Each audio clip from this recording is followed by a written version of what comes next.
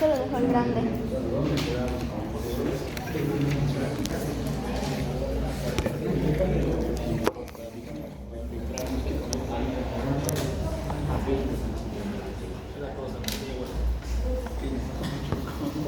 ¿No tienen algo pesado?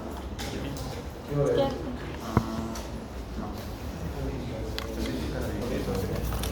Y sigue. Ahí está. Súper.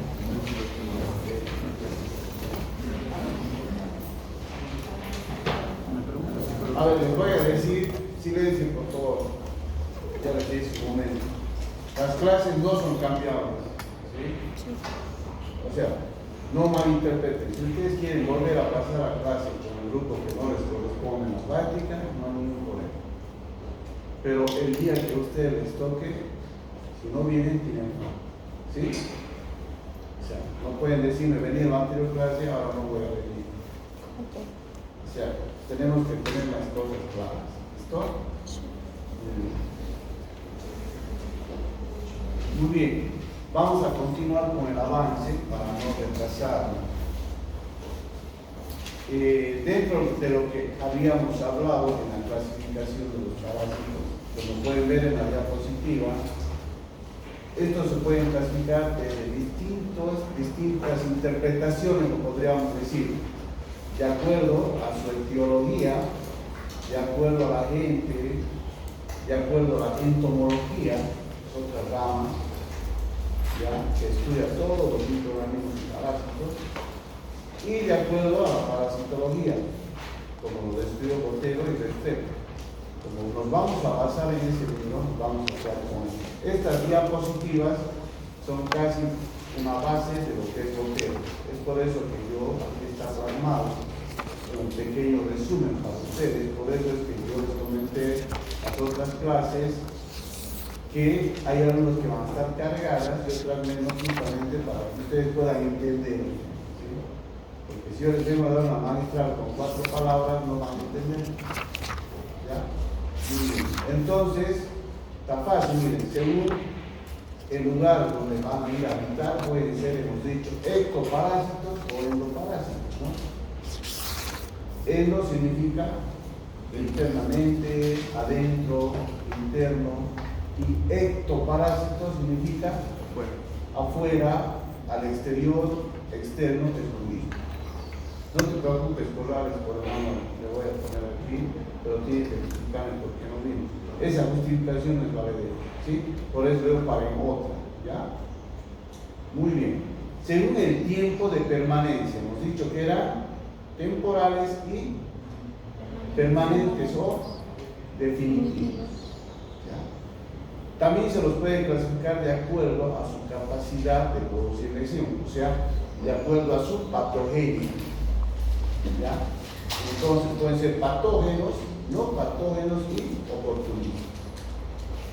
Si yo les hago una pregunta en la clasificación de los parásitos, me tendrán que responder resumidamente, si lo quieren así, y si no, yo les pediré que me expliquen, ¿no? ¿Por qué se denominan permanentes? ¿Por qué se denominan temporales? Pues tienen que explicar, ¿ya? Muy bien.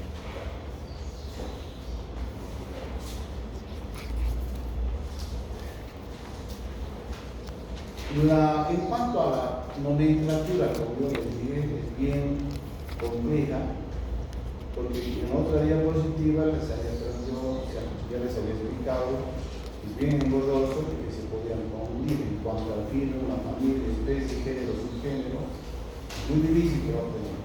Pero por lo menos cuando lleguemos a los parasitismos vamos a ver por lo menos qué especie es, qué tipo de parásito es, a qué familia pertenece o a qué reino. Es suficiente con que sepan, ¿sí? Entonces me dirán usted, la ameba pertenece al reino de los protozoarios, a su género Tamo, ¿sí?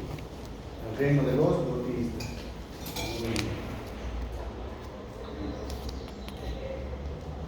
Vamos a ir directamente a esta parte.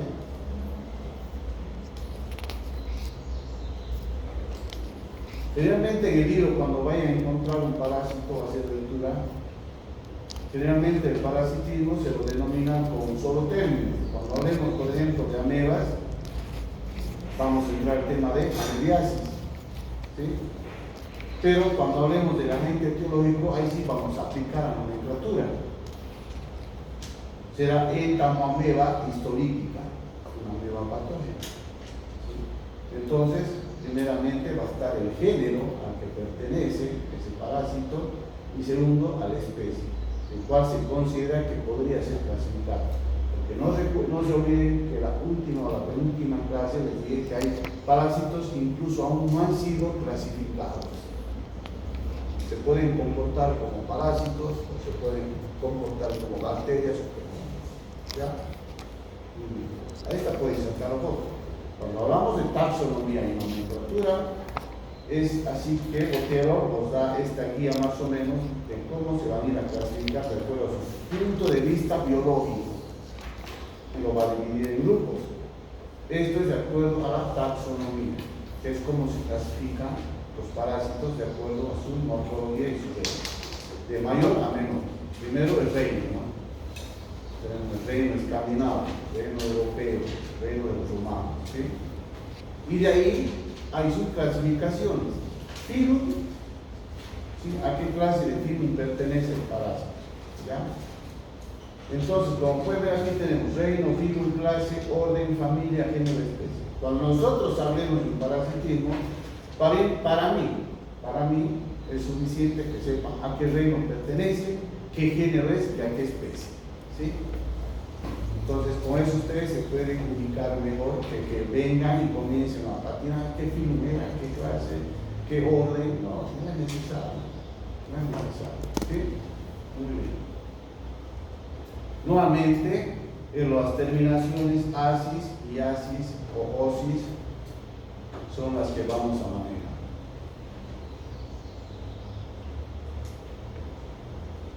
Como yo les había explicado, no me voy a poder parar porque estoy un poco delicado en mi cadera, ¿sí? Durante la evolución del hombre, también los parásitos evolucionaron. Nosotros tenemos chicos parásitos desde que también, que es de la cuaternaria, terciaria, la primaria, donde poco a poco han ido evolucionando. Por eso hay también protozoarios que se llaman fósiles, ¿sí? Hace millones de años. Y tal vez un protozoario tal vez ha llegado a ser más grande que nosotros en el tamaño, ¿sí? Antes que haya una extinción en la Tierra y un cambio de vida, ¿sí? Entonces, como yo les decía, los parásitos han sufrido varias transformaciones morfológicas, como dice en la diapositiva, y fisiológicas para adaptarse a la vida parasitaria, o sea, al medio ambiente, para poder sobrevivir, ¿no? Y para poder adaptarse y transformarse, por supuesto que tenían que encontrar un huésped o hospedero. Cuando hablamos la anterior clase hemos dicho que los parásitos se clasificaban en tres grandes grupos, de los cuales vamos a hablar con más énfasis: los protozoarios y los hermínidos. El otro reino que eran los arácnidos y patologías especiales, ¿sí? Entonces, generalmente los protozoarios, ¿sí?, no tienen sistemas ni órganos, porque son células únicas o unicelulares. Mientras que los hermínidos hemos dicho que eran seres pluricelulares, que podían dar desde 1000 o millones de células para formar su cuerpo y formar sus órganos y sistemas. ¿Ya? Muy bien.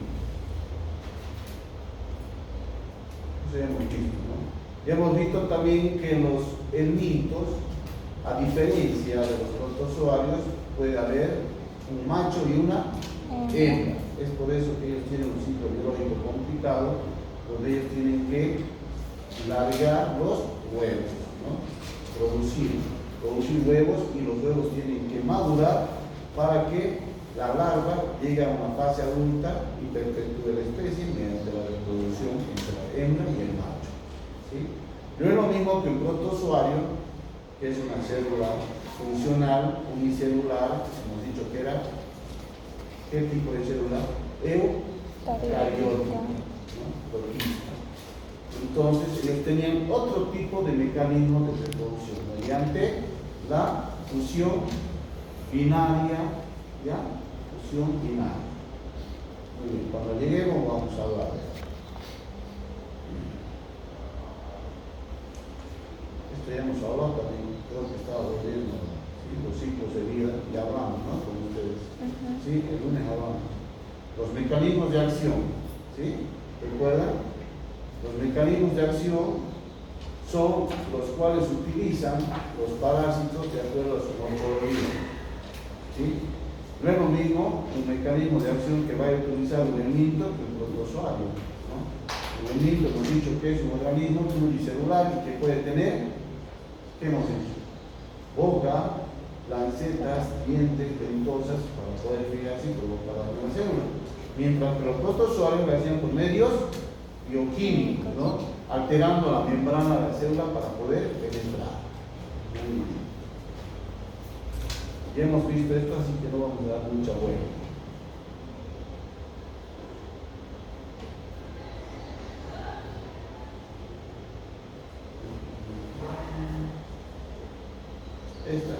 Dentro de los factores epidemiológicos, para que no se vuelvan a olvidar, ¿no? Que las enfermedades parasitarias, estos son los más importantes. Los cuales hemos desglosado uno por uno la anterior clase, ¿no? ¿Recuerdan? ¿Sí? A ver, voy a preguntar entonces. A ver, explícame cuando hablamos de costumbres alimenticias. ¿Será lo mismo que deficiencias en higiene y educación? No, no es lo mismo. ¿Han visto? ¿Cómo se dice? ¿El lunes? ¿O no? Esto no, pero se Hemos puede visto, ¿no? A ver. Esto ya no, es otro tema. Ah, no, Hasta aquí hemos avanzado, visto, ¿no? ajá. Después se le apagó la computadora. Sí, tienes razón. Sí, sí. Pero no es lo mismo, doctor, porque tal vez uno sea un factor a falta de educación del correcto tratado de los alimentos. Pero hemos visto con ustedes. No, debí ser con el otro grupo, doctor. Pasó el miércoles. Sí. Bueno, entonces, terminando la parte esta de los mecanismos de acción que hemos visto con ustedes, los inmunológicos, ¿sí? Y entonces vamos a entrar al segundo tema, que es epidemiología de las enteroparasitosis, ¿sí? Entonces, ¿para qué hacen epidemiología? ¿Por qué hay epidemiólogos? ¿Por qué creen que hay epidemiólogos?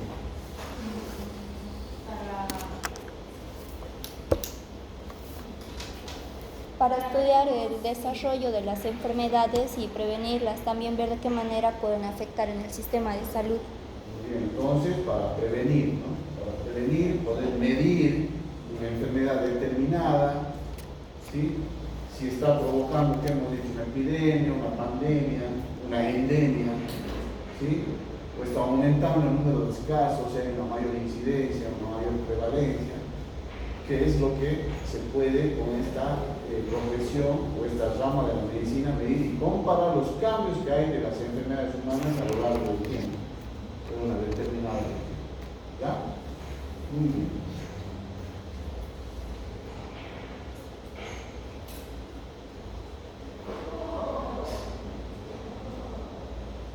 Bueno, hay varios factores que hacen ya o que condicionan, como dice la diapositiva, la gran dificultad para poder controlar o eliminar estos parasitismos o cualquier tipo de enfermedad, porque hay muchos factores que van a ir a afectar al hombre. Estos factores epidemiológicos son muy importantes en parasitología, ¿sí? Ahora vamos a hablar de ellos. Uno, por si acaso, pregunta de examen, voy a ver si lo pregunto. ¿Cuáles son los factores epidemiológicos de las enfermedades parasitarias? Ustedes me dirán uno, la contaminación fecal, ¿sí? ¿Por qué se da la contaminación fecal, chicos? Porque contamina las aguas y esas aguas luego, si bien son consumidas por personas o infectan cultivos que luego no siempre son bien lavados a la hora de preparar los alimentos. Después vamos a desglosar cada uno. Entonces, la contaminación fecal, las condiciones ambientales, la vida rural, la deficiencia en higiene y educación. En un distrito, si alguien pasó por lo menos a hacer una charla, ¿no?, preventiva, y generalmente se dan los profesores en los colegios, ¿sí? En educación física, ¿recuerdan? ¿Sí? O después no hay más, o simplemente en la casa, ¿no? En nuestros hogares, donde los padres nos inculcan buenos hábitos higiénicos y etéticos. Otra es la vida rural. La vida rural, donde la gente es muy vulnerable porque tiene un déficit de servicios básicos y poco conocimientos o pobres en cuanto a las medidas de salubridad e higiene, ¿sí? Y dieta.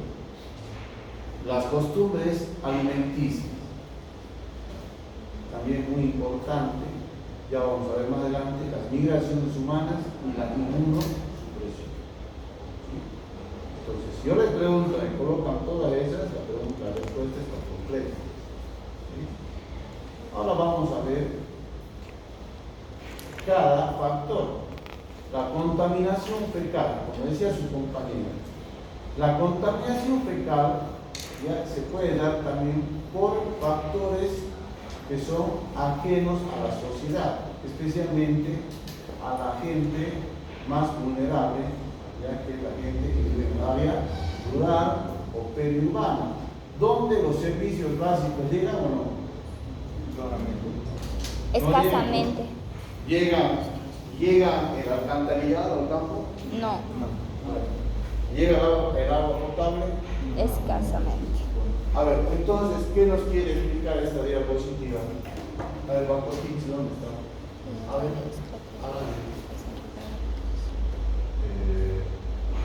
interpretar, a ver.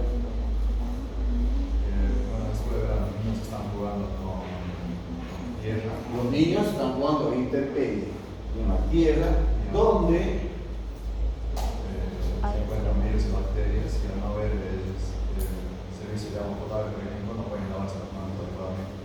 donde puede haber heces fecadas, tanto del humano como de los animales domésticos, ¿no? Entonces es un foco de contagio. ¿Qué más?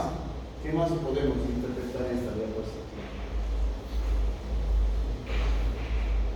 Entonces ellos no tienen alcantarillado, tienen un pozo ciego que lo convierten en su baño. Hasta cuando yo hablaba con un corregidor, aparte de Bermejo, trabajé en Pacaya por varios y muchos años. Ellos tenían, como yo les decía antes, hay comunidades que son bien organizadas, ¿no? Y otras no. Entonces él me decía, doctor, aquí nosotros hacemos pozos ciegos que tienen que estar a un nivel más bajo que la construcción de una casa. ¿Por qué era? ¿Se acuerdan? Porque las aguas comienzan a filtrar en forma subterránea y pueden contaminar su noble o vertiente, ¿no? Donde el agua está, entre comillas, limpia, ¿sí? O más clara, en otras palabras. Entonces, él me decía, el pozo ciego, doctor, cuando falta 1 metro, nosotros ya lo tapamos. 1,5 metros, donde van a hacer sus necesidades. ¿Sí? Pero me dicen, no recuerdo bien las capas, voy a mentir, le ve la tierra y no sé qué más. Y ese pozo ya quedaba clausurado. Imaginan, pero la tierra no es seca aquí en la vida, dependiendo de la altura, por eso empieza a filtrar por la baja. Entonces era un foco de contaminación, por más que ellos lo sepan, ¿sí? El otro punto, a ver, ¿qué nos explicará? ¿Qué quiere decirnos esta diapositiva? ¿Qué vemos en la diapositiva? ¿Vemos pavimento? No, ¿Empedrado? no. ¿Qué vemos? El agua botada afuera porque por falta de alcantarillado. ¿Ya? ¿Qué más hay? Hay tierra, ¿no? Tierra, ¿qué más? Basura. ¿Y las casas cómo están? En condiciones precarias. Exactamente, son viviendas precarias, ¿sí? Con caraminas.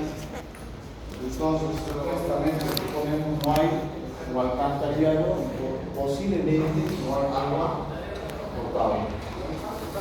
¿Qué más ven? ¿Hay una planificación urbana? No.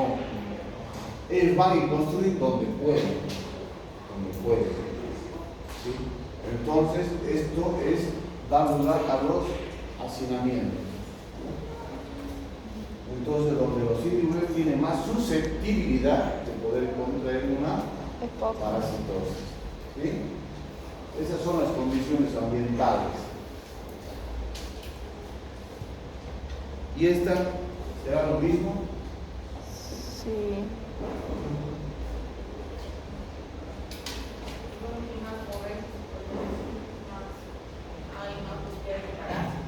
Pero ¿cómo podemos interpretar, aparte de lo que hemos hablado de la diapositiva? ¿Qué ven ahí? Eso. Los animales están conviviendo con los humanos, duermen en el mismo cuarto. ¿Qué esa vivienda? Esa vivienda es más Precaria. precaria. Ahí duermen bien, ahí venden, es una tienda, ¿sí? ¿Ven o no? Sí. Es una tienda en la cual no hay un control sanitario. ¿No?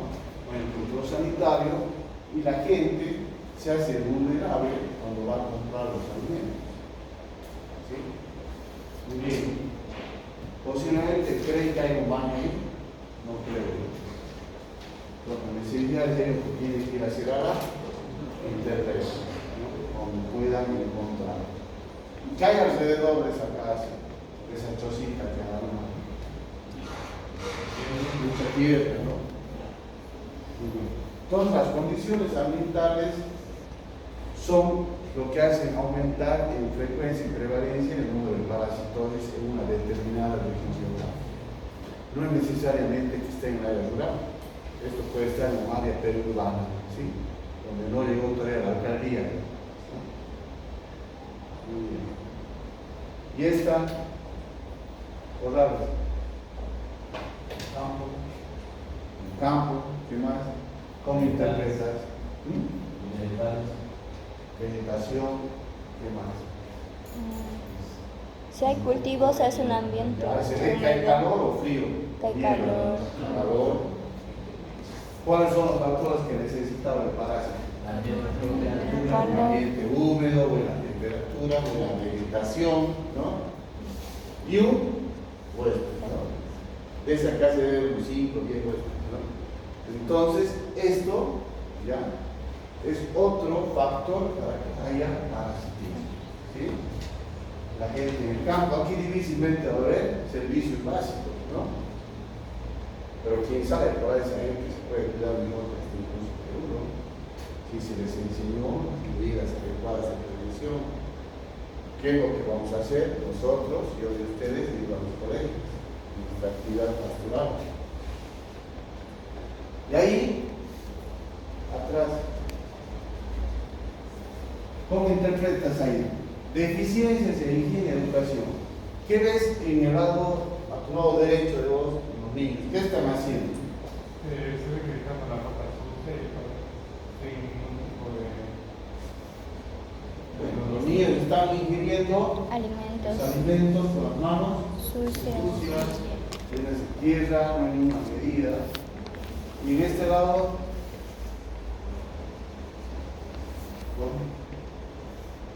¿cómo podemos interpretar? ¿Qué nos quiere decir la diapositiva? Cuando nosotros enfocamos, tiene que tratar de mandar un mensaje al observador. En el colegio, ¿ya?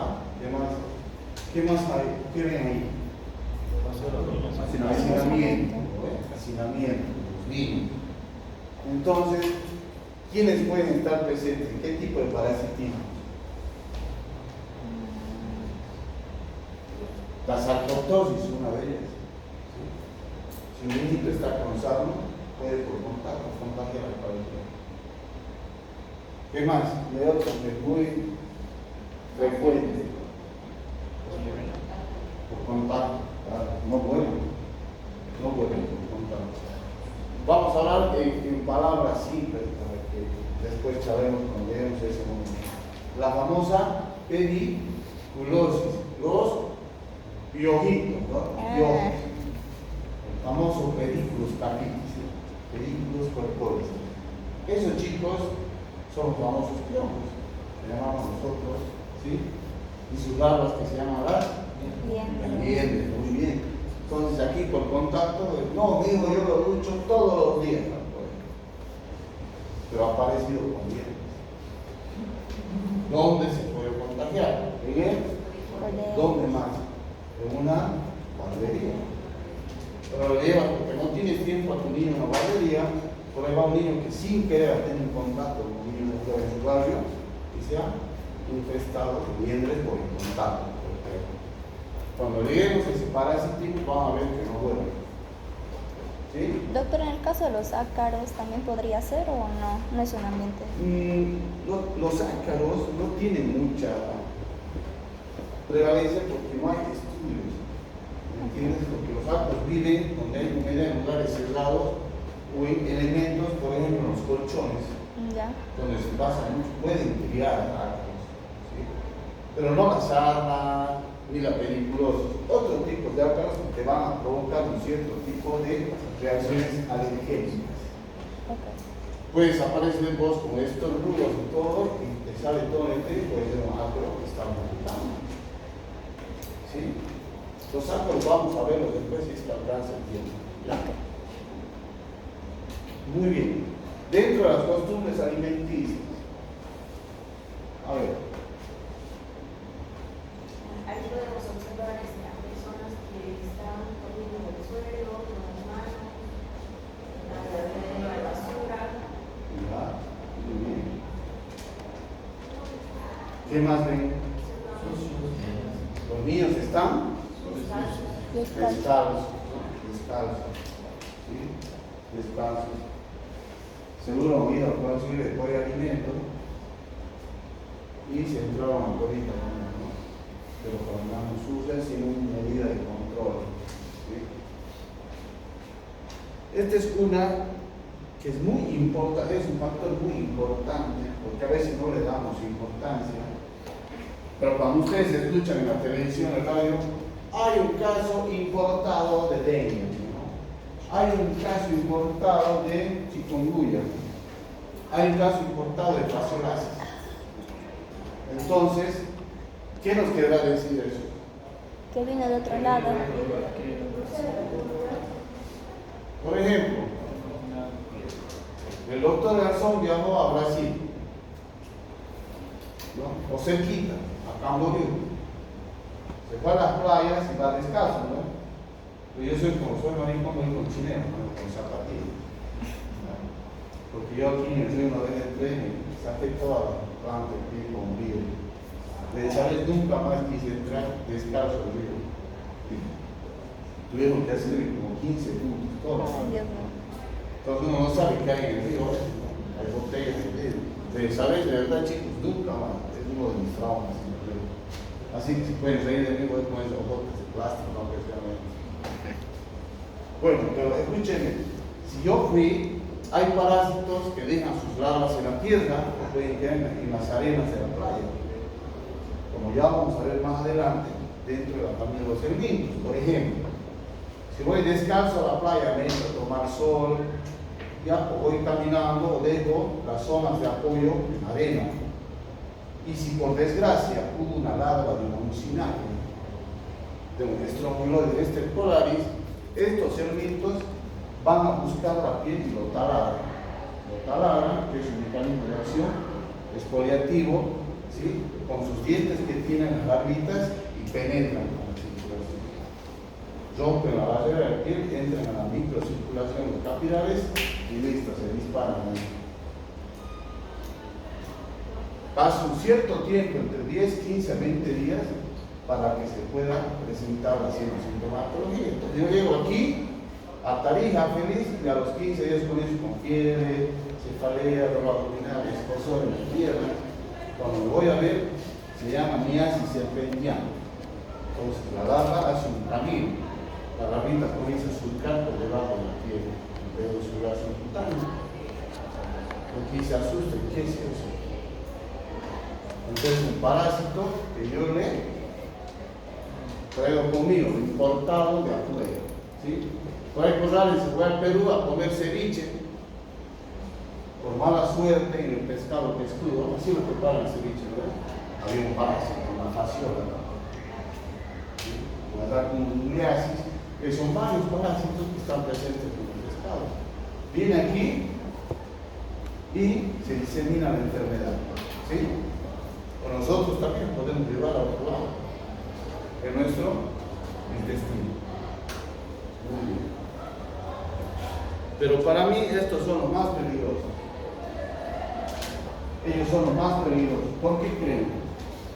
Porque Porque lo transmiten de un lugar a otro. Ya, aparte. Que están en condiciones precarias y pasan de muchos países, no solo por uno. Para venir de Venezuela tienen que pasar por uno y otro país. Muy bien. Dentro de esta ola del socialismo, han visto que han surgido varias migraciones. ¿Sí? Y que nuestros hermanos venezolanos han sido los más perjudicados. Pero no solamente aquí en Sudamérica, sino en toda Latinoamérica, en Centroamérica. Ustedes han visto que Honduras, Salvador, es su principal objetivo, llegar a Estados Unidos. ¿Sí? Y ellos tienen que irse así, no te vas a ir con todas tus cosas. Entonces, ¿ellos dónde creen que hacen sus necesidades cuando llegan a un pueblo? a la intemperie. Tienen que tomar agua de donde sea. ¿Sí? Entonces, si hacen a la intemperie, pues déjenlos parásitos. Los que no eran frecuentes en esa comunidad, de aquí a 3-4 meses pueden ser muy frecuentes. ¿Sí? Entonces, las migraciones humanas se trata de eso, que los parásitos no pueden ir solos, sino pueden ir juntados por el huésped. ¿Sí? Muy bien. Y el último factor que no se queda atrás es la inmunosupresión. A ver, ¿quiénes entrarán ahí? VIH-Sida. Ya, que los parásitos oportunistas, pero en cuanto a la etiología, ¿qué tipo de huéspedes? Personas con cáncer, pacientes oncológicos, ¿qué más? ¿Qué hemos visto? Pacientes con VIH. Con VIH, ¿qué más? Diabéticos, pacientes con enfermedades de base crónica, con inmunodeficiencia, y las enfermedades autoinmunitarias, como hemos dicho. Aquí entraría el lupus, tal vez. Ahí entra el lupus y entra la psoriasis, que son los más comunes, ¿ya? Y diversas coagulopatía que se pueden presentar.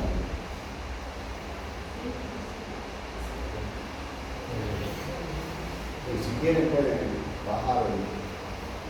Está bien, no se detengan. Bueno, entonces, estamos viendo, chicos, que las enfermedades parasitarias, ¿sí? Las enfermedades parasitarias tienen gran cantidad de prevalencia en todas las edades, ¿sí? En todas las edades, todas las facultades, tanto en los adultos, en edad productiva, en los adolescentes y en los niños, pero por todos los factores que nosotros hemos acabado de ver, ¿sí? Tiene más prevalencia en los niños. ¿Sí? Los niños hasta 7 años no pueden comunicarse, ¿no? 3 años. A los 5 años hemos dicho que van a experimentar. ¿Qué es esto? ¿Qué es el enchufe? ¿No? Van a meter el dedo en el enchufe. Van a poner el yeso, Se van a meter cosas. le quieren besar al gato, se hacen hambre con perros, ¿sí? No es porque tienen que experimentar igual que ustedes, qué tal ser este vinito, el cholerito, ¿no? O van a la casa vieja y ya no vuelven, ¿no? Hay quien creo que vende ponerse en la casa vieja que llega a las 5 y ya no llega. Es lo mismo, tienen que experimentar, ¿sí? Muy bien. Entonces, dentro de todo esto, siempre van a estar, por supuesto, las condiciones sociales y económicas de esa determinada región o ese determinado grupo etario. ¿Sí? Por supuesto que no van a tener todos los niños parasitismo, pero la mayoría sí. No porque viven en el área rural, sino también en la urbana, periurbana. El niño igual tiene que experimentar. A no ser que usted lo encierre, ¿no? Entonces, que no tiene que ensuciar nada, pero después es peor, ¿no? Cuando ella aprende a ser independiente, piensa que puede comer todo, agarrar todo.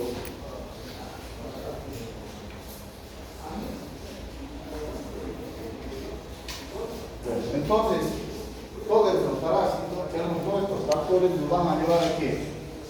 A que las enfermedades parasitarias tienen alta morbilidad y mortalidad. ¿Sí? Alta morbilidad o elevada, perdón, elevada morbilidad y elevada mortalidad, y representan una de las causas principales de enfermedades. ¿Sí? Nadie en la vida, por ejemplo, chicos, pensó que un simple mosquito se podía matar. ¿Sí o no? Un anófeles, como Aedes aegypti, que transmitía el dengue, se podía matar. Antes no había ese concepto. Es por eso que los parásitos evolucionan, se adaptan y llegan a ser fatales. Este esquema quiero que recuerden muy bien. Entonces, hay 6 puntos aquí con los cuales todos los parásitos se van a relacionar en su modo de transmisión, en su modo de provocar parasitismo. Uno, que tiene que haber? Tiene que haber un agente causal específico, o sea, tiene que haber un parásito, un agente causal, un parásito. Luego del parásito tiene que haber, dice el número 2, un reservorio. El reservorio. ¿Qué era el reservorio? El lugar en el que se va a alojar el parásito. Muy bien. Claro, Era aquel que tan solo no alojaba parásitos, ¿no? Sino lo dejaba que se reproduzca, se desarrolle y perpetúe su especie, ¿no? Muy bien. Bueno, al lado del reservorio está el huésped, ¿sí? Y el punto 3, el huésped o el reservorio tiene que tener una puerta de salida, ¿sí? Los grandes organismos, como nosotros, los animales, que tenemos sistemas y órganos, tenemos que tener una puerta de entrada y una puerta de salida. ¿Sí? Los animales, los grandes reservorios, igual de la misma forma, tienen que tener una salida. Y eso es muy importante, la puerta de salida de la gente, porque si no, ese parásito nos puede matar. ¿Sí? Porque por ahí no le interesa que la flaquita está muy débil de nutrida, pero su sistema inmunológico todavía esté bien. La garra, como no hay buenos nutrientes, se va. Como hablamos, por ejemplo, el protozoario de centro fosfoíto se puede volver a enquistar y irse por las heces fecales. De eso se trata. Los agentes, tanto como los animales del hombre, tienen una puerta de salida. ¿Para qué?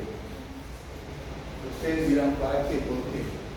Porque tienen que eliminar su intermedios. Si su huevo no puede madurar en nuestro organismo, tiene que haber un medio por el cual ellos lleguen a madurar su larva. Entonces, ¿qué hemos dicho? El huevo tiene que llegar a un medio externo, ¿sí?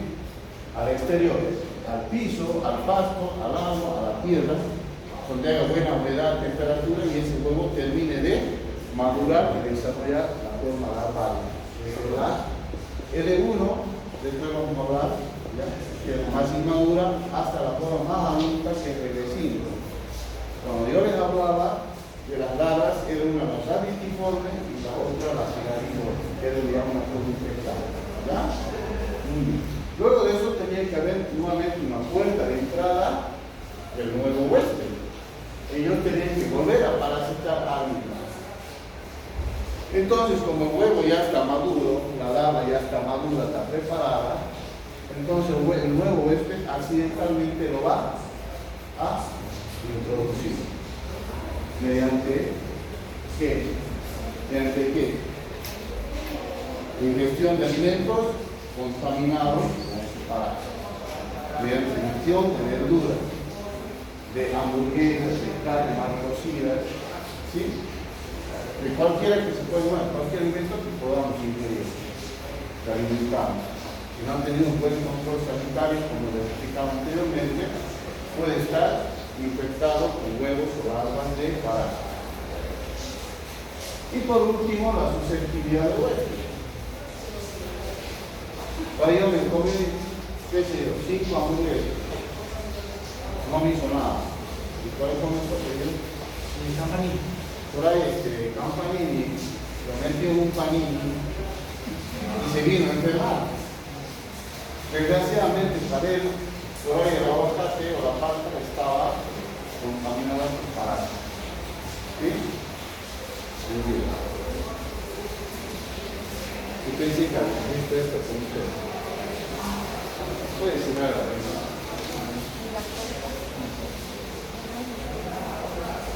Cuando hablamos de epidemiología tenemos que hablar de las famosas ETOs. ¿Qué son las ETOs? Las ETOs son las enfermedades tropicales olvidadas, no porque no quiera uno, sino porque no son medibles en frecuencia y cuando la parte de salud de la epidemiología no ha podido hacer un control adecuado de los virus. Dentro de las enfermedades tropicales olvidadas, creo que esta próxima no lo dice.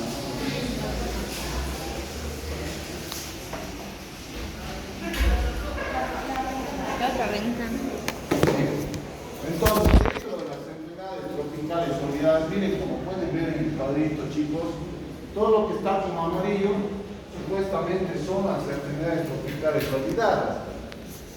Tienen baja prevalencia, ¿sí? Pero están presentes. Entonces, como no hay muchos casos, no lo van a estudiar como solo han sido 5 casos. Sí, pero dengue tengo 200 casos. Tenías tengo 1000. No hemos hablado. ¿Sí? Es por su baja frecuencia, no es porque se olvide. Pues miren, ahí tenemos uno, la anquilostomiasis, ahora lo vamos a ver, la ascaridiasis, la trichuriasis, la filariasis, son distintas enfermedades parasitarias. Después lo vamos a ver. Está la leishmaniasis, la enfermedad de Chagas. Ustedes dirán, doctor, pero hay programa de Chagas, ¿no? Sino que no ha sido medible en el tiempo. Estamos hablando desde el punto de vista epidemiológico. Se me olvidaba. Porque si yo voy a ver ahorita la enfermedad de Chagas, tendrían que decir, bueno, primero ha habido 10 infectados, pero por ahí no lo tienen.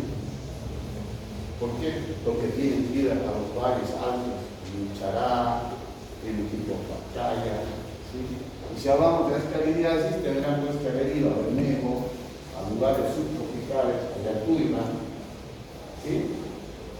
Me debo entender, ¿no? Entonces, y como pueden ver, miren, las 3 más grandes, ¿sí?, enfermedades parasitarias están la malaria y la tuberculosis, y como primero sigue SIDA, ¿no? Famoso SIDA.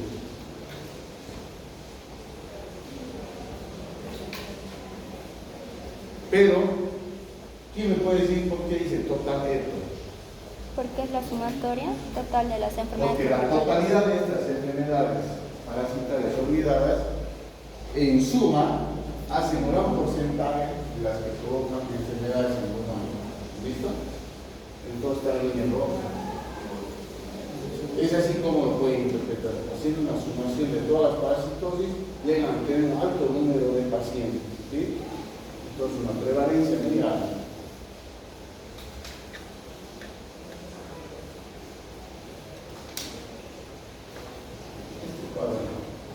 Aquí vamos a ver cómo los parásitos pueden aumentar la frecuencia, incidencia, prevalencia y movilidad en una determinada estación del año. ¿Sí? Por eso está ahí verano, otoño, invierno y primavera. Miren primavera los porcentajes. ¿Sí? Por ejemplo, la línea verde habla de los protozoarios. ¿Ya? La línea azul de la llave de alambre. Vean que el porcentaje de amebiasis provocado por la amebiasis olímpica llega a un 47% en primavera. Solo es un pequeño ejemplo. Pero miren en verano o en otoño cómo va. ¿Cuánto está? Un 13%. ¿Sí? ¿Me están entendiendo? Y en verano un 20%. Pero tiene mayor casos de pacientes nuevos, podría decir, ¿sí?, con mayor incidencia, como ustedes ya saben, en primavera. Es solamente para que ustedes sepan que los parasitismos, ¿están bien? Sí. Si uno puede decir No, pasa, se pasa. Entonces, ya me he hecho perder el hilo. Voy a ver mi chanchito. Ya, muy bien. Entonces, este cuadro es para que vean simplemente la prevalencia de un parásito en una determinada estación del año con una determinada región. ¿Sí? Muy bien.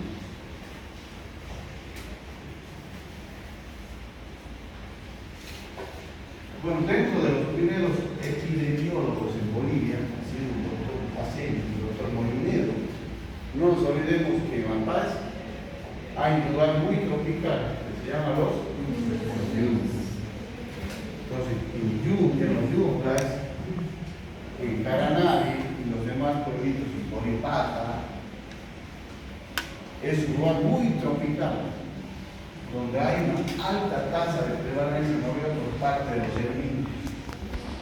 También con otros cuadros, pero más que todos los hermíneros. ¿Sí? Él ha hecho muchos trabajos, este doctor. ¿Ya? Miren, desde 1975 ella ha hecho muchos trabajos y ha visto que en prevalencia, en parasitismo, los nematodos intestinales, ¿qué hemos dicho que eran los nematodos? Gusanos cilíndricos, ¿no ven? Gusanos cilíndricos. ¿Ven? Ahora está. Tiene todas sus razones de ser. Los nematodos intestinales, los celíndricos, tienen mayor prevalencia en zonas tropicales y subtropicales. Ese estudio que el doctor hizo dio esa diferencia que había entre celíndricos y protozoarios. ¿Sí? Ya en 1985 a 1990 es donde, gracias al doctor Molinero de Prieto, el Ministerio de Prevención y Salud, como se llamaba antes, lanzan los programas de desparasitación a toda la población boliviana. ¿Sí? Es posible pregunta, si que anoten, porque por ahí no les pasan las diapositivas. Entonces, ellos aplican un programa de desparasitación a todos los niños, ¿sí? Menores de 10 años. ¿Sí? Y lo hacen, como pueden ver, miren, primeramente a los hermíneros. Ahí está la diapositiva, ¿sí? A los hermíneros. Dentro de los hermíneros, miren, siempre va a estar el ascaris, yo que puedes entender las cariasis o ascaridiasis o ascaridiosis, como ustedes quieran nombrar. Luego la trichura, que ya vamos a ver, no se confunde.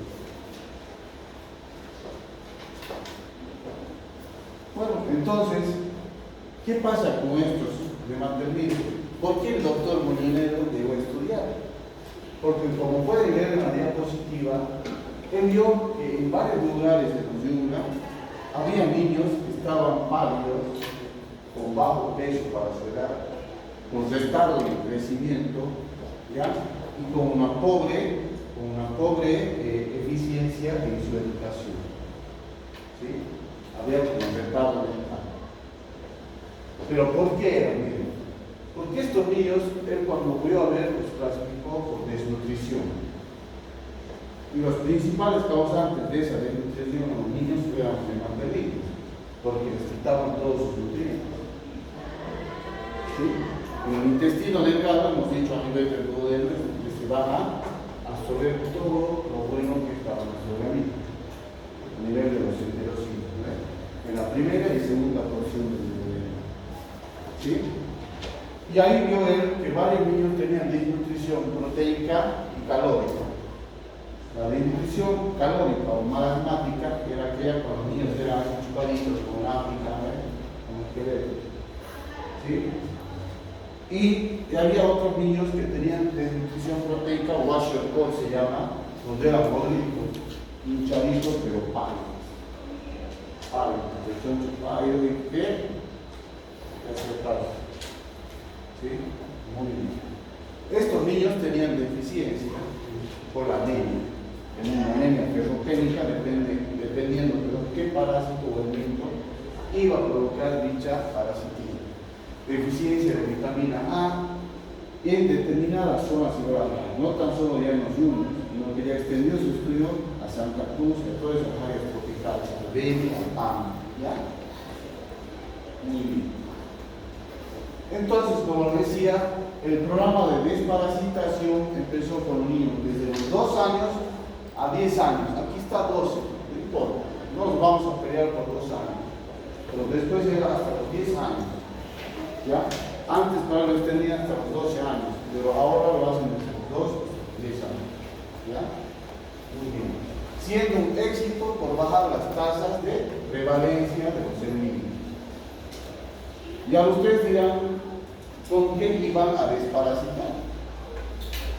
¿Usaban mates? No, tienen que darlos antiparasitarios, medicamentos antiparasitarios que vayan a eliminar ese virus. ¿Sí? Como pueden ver ahí, ¿qué dice?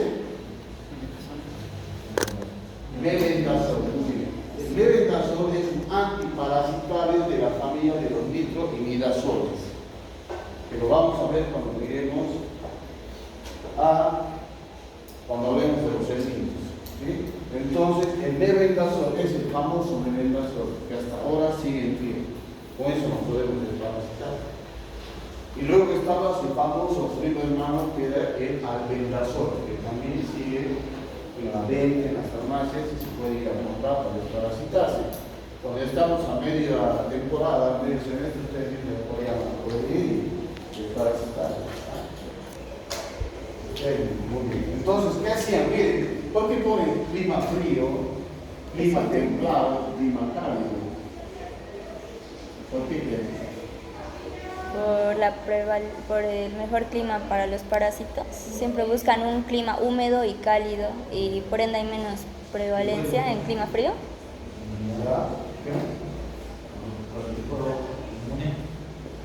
Ya, pero aquí está hablando entonces de los climas, ¿no? O sea, de la zona geográfica, ¿no? Como estaba hablando. Entonces, todo eso hacía que aumente la prevalencia o baje la prevalencia del parasitismo. Por ejemplo, ahí dice mebendazol 200 miligramos en clima frío, ¿no? Una sola dosis por vía oral. Clima frío, ¿dónde es clima frío? Potosí, La Paz, Oruro, muy bien. Entonces, ahí el Ministerio de Salud mandaba a sus sedes, ¿no? A sus servicios departamentales. Usted, señor director, va a abrir su programa de parasitación y va a dar 200 miligramos a todos los días. Bueno, entonces se venían aquí a Tarija, a Sucre, iban a hacer, bueno, ustedes van a hacer la desparasitación con 300 miligramos. ¿Por qué? Porque nosotros aquí tenemos ya lugares subtropicales, ¿no? Más temperatura, más humedad, más vegetación. Pero si iban a Santa Cruz, al menos cuando eran climas tropicales. El lugar perfecto para el usuario. Y ahí ya tenían que dar 400 miligramos de mebendazol. ¿Sí? ¿Me debe entender? Muy bien. Entonces era de acuerdo a la zona global. Y esto ellos lo hacían 2 veces al año. Y después en frecuencia, aquí estaría, por ejemplo, diciendo, no es una vez al año suficiente. Aunque sea 2, bueno, pero en Santa Cruz lo hacían 3 veces o 4 veces al año. Porque no se olviden que todo es presupuesto, ¿no? A veces no había un buen presupuesto para ese programa de parasitación y tienen que hacerlo solo 2 veces al año. ¿No? Realmente en Santa Cruz creo que lo hacen 3 veces al año. ¿Ya? Pero eso es indistinto. Lo importante es que ustedes sepan medicar cuando ya terminemos nuestra materia. Les cuento que ya me reuní ayer con otro docente. Tenemos diferencias, pero creo que lo vamos a limar y plasmar en un solo programa analítico por el bien de todos ustedes, no solamente de ustedes, sino también del otro grupo. Es la orden de la dirección académica para que todos lleven lo mismo y no sean discriminados por el doctor Garzón. Lo llevamos mucho más a fondo nosotros, no, entonces no va a ser bueno. Tenemos que llevar casi los mismos temas, lo mismo ritmo. Entonces tengo que reunirme nuevamente con la doctora. Yo para ir les voy a dar las diapositivas y ustedes pero se pueden también, ¿no? Creo que lo estudian. Por ejemplo, ayer hemos quedado en hacer el tipo de evaluación del sistema. ¿Sí? Entonces se van a poner las pilas ya desde la próxima semana. Las participaciones van a valer puntos. ¿Sí? Van a valer puntos. Yo ya les voy a presentar más o menos para que ustedes sepan, tienen derecho a saber cómo les voy a calificar. ¿Sí? Entonces, tienen que venir ya estudiando. Muy bien.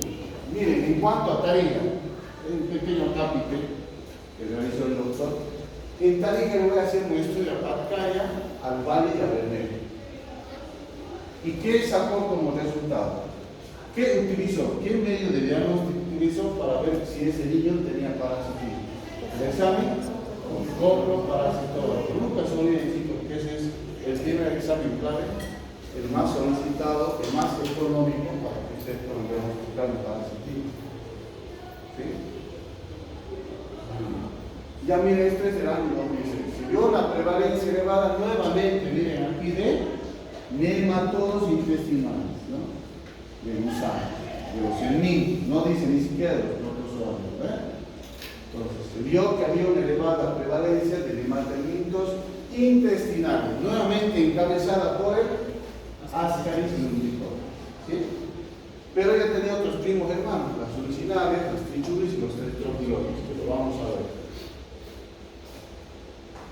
Miren, esto era más frecuente en comunidades por debajo del nivel del mar, en 1300. Y miren qué pasa, por encima del nivel del mar, la prevalencia fue menor, siendo la prevalencia de otros usuarios más baja en amelistorita.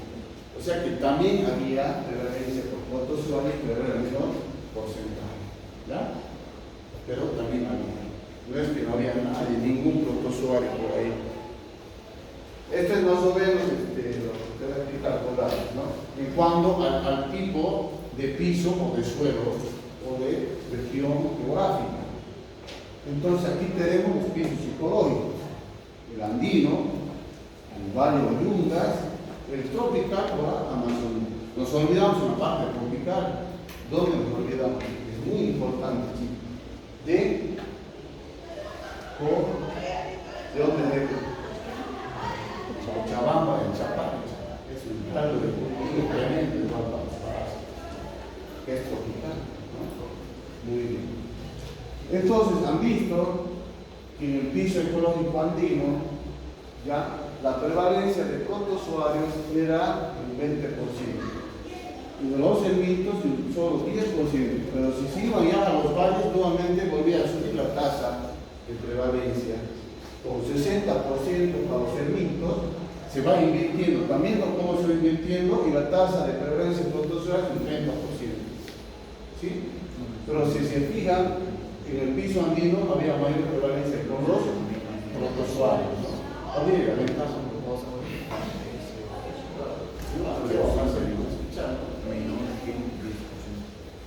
y no, así no alguien comienza a todo y a la saca, entonces la parte tropical, el piso tropical o Amazonía, vamos a ver, miren, ¿cuánto de prevalencia hay aquí en el mismo? 90. ¿Cuánto?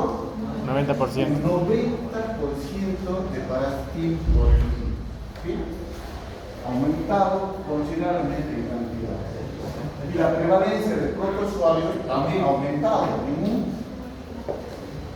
40%. 40%. ¿Qué tal que yo les diga, a ver, haga el bosquejo de prevalencia de parasitismo según el piso ecológico? ¿Tendrán que poner eso? ¿Sí? Hay preguntas que yo los saco de mediano positivo. Ahora, por orden del ministerio, les tengo que sacar de los. Muy bien. ¿Qué hora es, chicos? 5 y 11. Muy bien, aquí vamos a quedar. Esto es muy importante para que haya un parasitismo. Cada parásito tiene su propio mecanismo de transmisión, de cómo va a llegar al huésped. ¿Sí? Aquí hay un mecanismo de infección o de transmisión a través de la piel, que es nuestra primera barrera que tenemos de defensa de todo nuestro cuerpo, ¿no? La piel es nuestro sistema aislante, se podría decir del exterior al interior de nosotros. Sin piel nosotros no morimos, somos propensos a pasar cualquier tipo de enfermedad, no solo cáncer, ¿sí? La piel es nuestra primera barrera. Muy bien. Entonces, algunos sermitos, como ya hablaba antes, eliminan los huevos al exterior, ¿sí? Con las heces del hospedero. Hospedero no se olviden lo mismo que huéspedes, no me van a decir hospedero, que es el bollo. Ojo, hemos hablado la diferencia. Muy bien. Entonces aquí habla de salen las larvas radicuiformes, las cuales son las formas inmaduras y no infectadas, ¿sí? Pueden salir también en forma de huevos en distintas etapas avanzadas del desarrollo de la larva, al medio externo en las heces fecales, ¿ya? Como ocurre con algunos tipos de virus, como las funcionarias y los estrongiloides. Los nombres a veces les va a hacer emborrachar, pero ya poco a poco van a ir ustedes asentando. No se preocupen, si yo hablo y ustedes no entienden, se van a olvidar. ¿No? El doctor dice estrongiloides, por ahí se van a recordar de las caridades, ¿no? Que hablamos mucho de las caridades. Entonces, estas larvas pueden penetrar por la piel, como yo les decía, pueden penetrar por la planta o la piel. Y peor si hay alguna herida pequeña, y desaprovechan y se entran más rápido. ¿Sí? Por los mecanismos que tienen. Algunos tienen ventosas, aquí tienen lancetas, por los cuales se prenden ventosas, por las lancetas comienzan a acabar y se entran a la piel. Aparecen el epidermis, el vaso subcutáneo y a la microcirculación capilar. El capilar entra a la circulación mayor. Y de ahí se van diseminando donde quieran más. ¿Sí? Muy bien.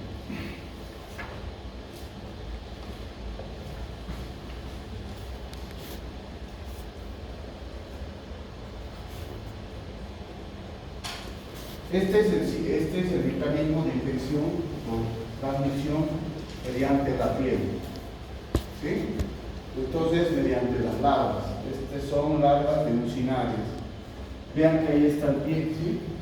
Está el pie del huésped, por donde la larva va a penetrar y va a ingresar a su organismo. Pero también este mismo, chicos, no solamente puede penetrar por la piel, sino que tiene abajo, tiene huevos, ¿no ven? Los huevos que también pueden estar en medio de las comidas infectadas, de las verduras, y también lo podemos ingerir accidentalmente. Sí, se podría decir de forma indirecta, y por la piel va a ser de forma directa, mediante la larva. ¿Sí?